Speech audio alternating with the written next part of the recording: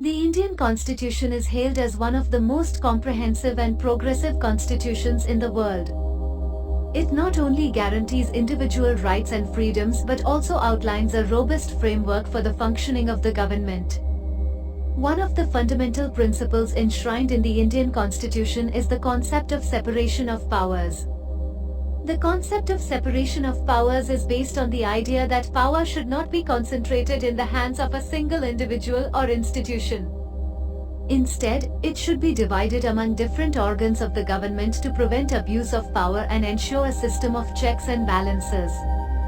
In India, the Constitution divides the powers of the government into three main organs: the legislature, the executive, and the judiciary.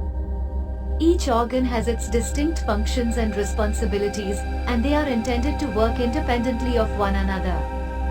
Let's start with the legislature. The legislature is responsible for making laws and enacting policies.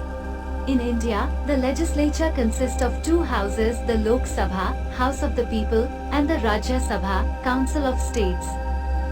The Lok Sabha is directly elected by the people, while the Rajya Sabha is elected by the members of the state legislative assemblies.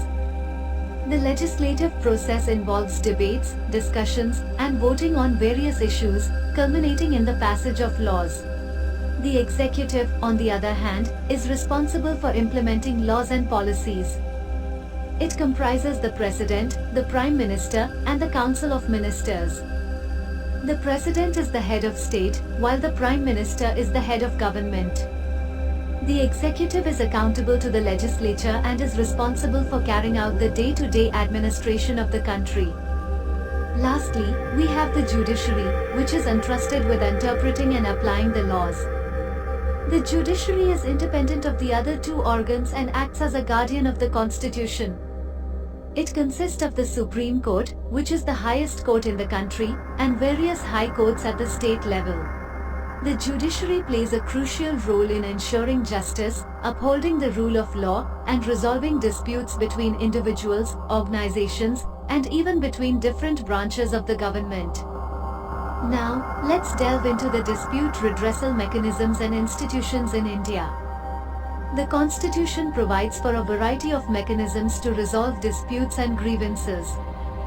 First and foremost, the judiciary acts as the primary institution for dispute resolution in India. The Supreme Court and High Courts have jurisdiction over a wide range of matters, including fundamental rights, constitutional interpretation, and legal disputes. Individuals, organizations, and even the government can approach the courts to seek redressal of their grievances. The judicial process involves presenting arguments, examining evidence, and delivering judgments, which are binding on all parties involved. Apart from the judiciary, India also has specialized tribunals and commissions to address specific types of disputes. For example, the National Green Tribunal (NGT) was established to deal with cases related to environmental issues. The Securities and Exchange Board of India (SEBI) functions as an independent regulatory body for the securities market. These specialized institutions aim to provide expertise and efficient resolution of disputes in their respective areas. In addition to the formal mechanisms, India also embraces alternative dispute resolution methods. These methods include mediation, arbitration, and conciliation.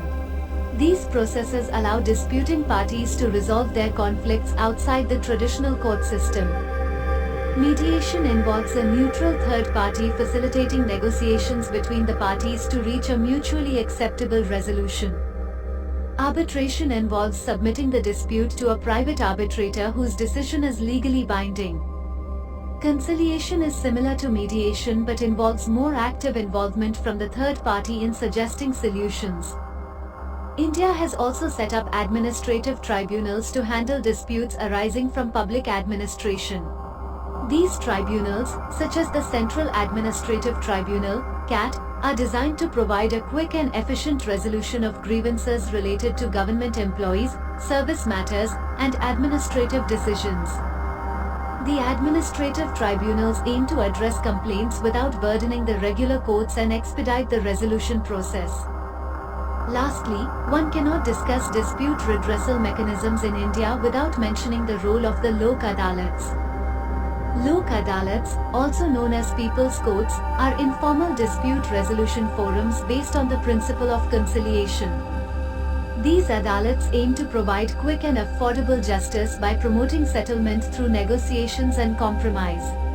The decisions of the Lok Adalats are binding, and the process is regarded as an effective alternative to lengthy court battles. In conclusion, the Indian Constitution unequivocally supports the separation of powers among the legislature, the executive, and the judiciary. This division of powers ensures a system of checks and balances, preventing the concentration of power in any one institution. Furthermore, India has a multifaceted dispute redressal mechanism that encompasses the judiciary, specialized tribunals, alternative dispute resolution methods, administrative tribunals, and Lok Adalats. These mechanisms collectively contribute to a robust and inclusive system for resolving disputes and upholding justice. Subscribe now and press the bell icon. Never miss an update.